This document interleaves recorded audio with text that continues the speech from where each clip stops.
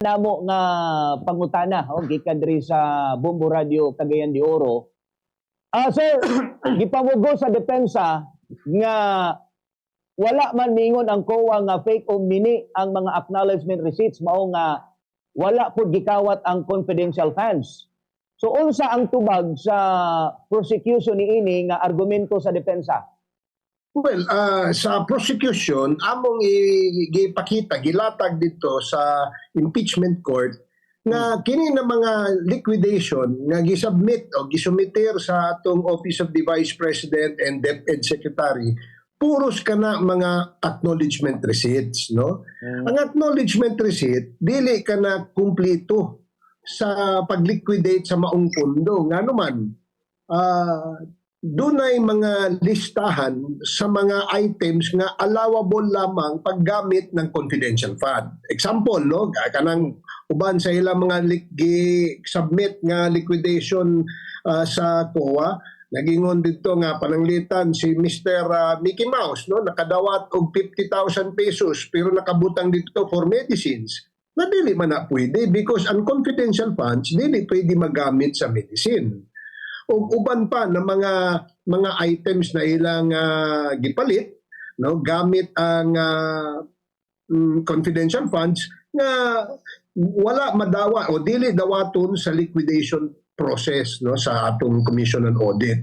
That's why dunay dakong question mark na kabalo man pod ang atong ahensya kung unsa na mga items ang pwede para magamit nila ang ilang confidential funds. So natingala ang tanan nganong nag-submit lang mo og acknowledgement receipts nga wala may klaro kung kinsa ni mga tawana kay matud pa sa Philippine Statistics Authority kana ng mga pangalan wala gyud mutungan, no, sa records of birth and records of death. Sa ato pa non-existent kini ng mga tawhana. Okay. Now, karon sir, no, naapod tay dugang pangutana pa gikan sa tong kauban sa Bombo Radio Butuan. Pinaagi ni Bombo Ray Brangan. Gikan sa Bombo Radio Butuan, Bombo Ray Brangan, go ahead sa inyong pangutana. Daghang salamat, Bombo Radio Cagayan. Mayong buntag, Congressman Nais Barbersers. Mayong buntag, Bombo Ray, akong silingan. Mayong buntag sa ato mga kaigsuonan diha. By the way, sir, no, nagmando si impeachment court presiding officer Francis Escudero nga ang pagmarka sumapa sa mga affidavit ni Arturo Las Cañas wala pa nagpasabot, no, nga gidawat na kini isip ebidensya.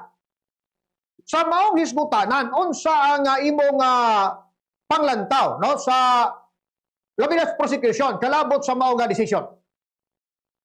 Kung nakadumdum mo katong panahon nga ang nagtestigo sa witness stand si Director Melvin Matibag, iyang na-mention, no, iyang gilitok nga ang usa sa mga tagamit nila na basihan to establish a pattern of violence, no, sa respondent na si Vice President Sara Duterte kanang mga statements nga gibuhian ni Mr. Arturo Las Cañas, no, na nahimong ebidensya dito sa kaso nga gifile batok sa atong former President Digong Duterte. Nakabutang dito sa maong affidavit ni Las Cañas nga doon na kunoy gi-order o doon na kunoy pagtugot, no, sa mga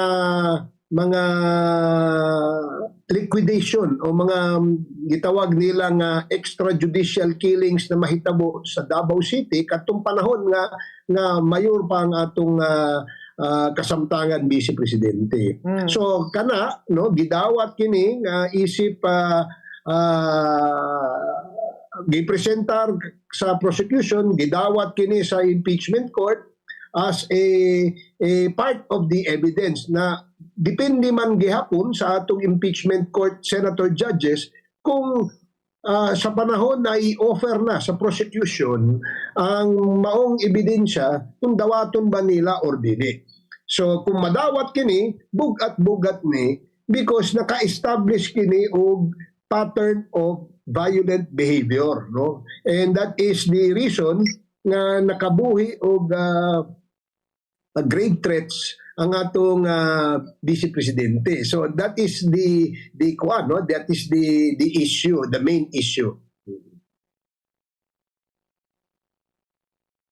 Mhm. Salamat, Congressman Barber, sir. Salamat, Bombore. Bombo Radio Butuan, Bombo Ray Brangan o napatay dugang pangutana pod spokesperson Ace Barbers no gikan pod sa Bombo Radio Balay-Balay Bukidnon. Ato makauban pinagi ni Bombo James Likwanan, Bombo Radio Balay-Balay Bukidnon.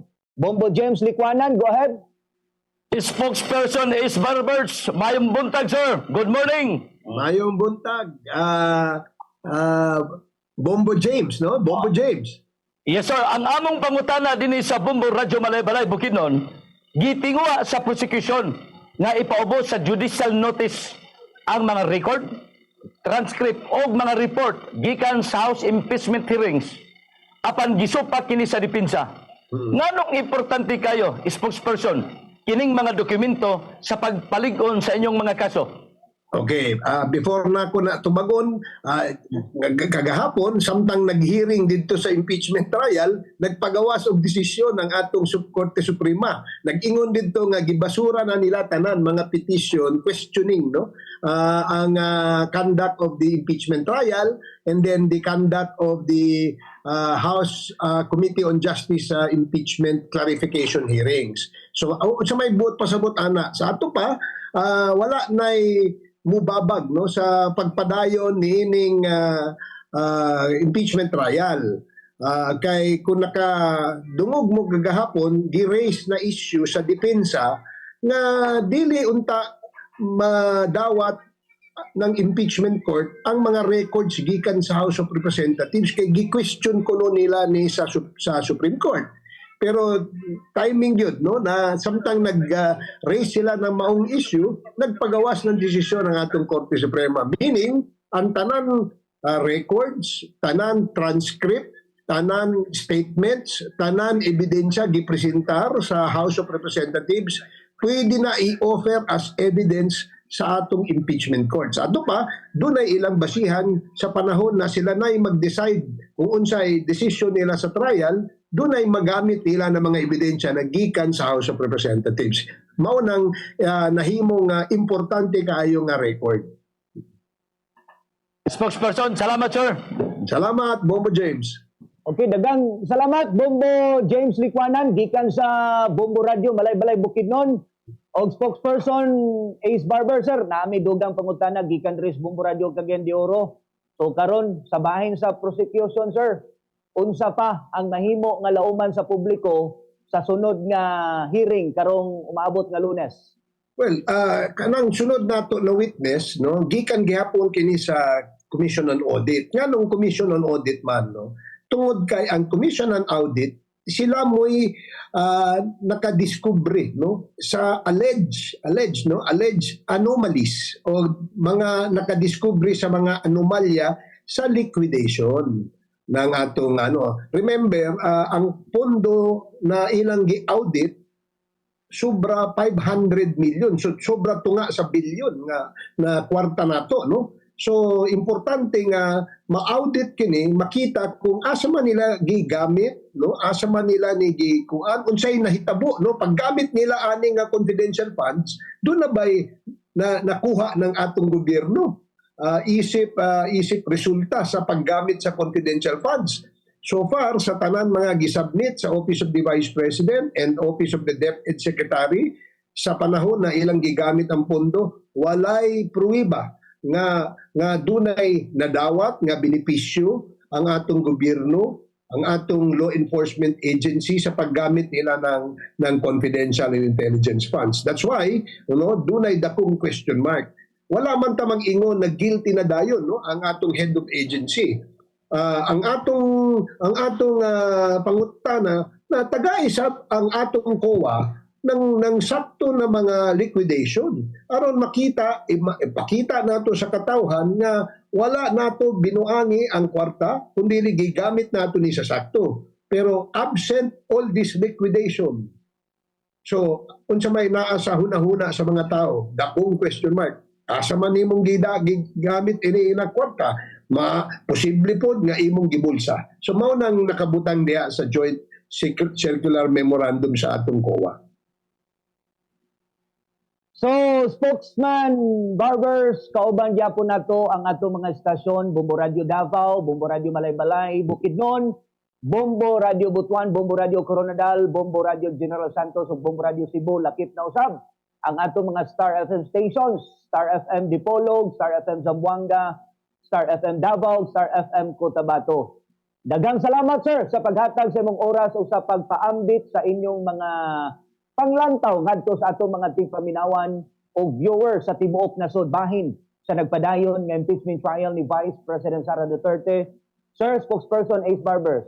Salamat kayo sa igayon na inyong gihatag kanako aron makapahayag kita ng mga issues na angay natong mahasayran mga katawhan no sa entero Luzon, Visayas ug Mindanao. Ug kini akong pahimos lang kini nga higayon nga awhagon ang atong mga kaigsuonan no sa Luzon, Visayas ug Mindanao nga kung pwede mangita ta ani nga trial no. Siyempre dunay panahon nga medyo katulugon ka kay medyo technical kayo ang diskusyon no. Apan importante kayo nga atong masabtan.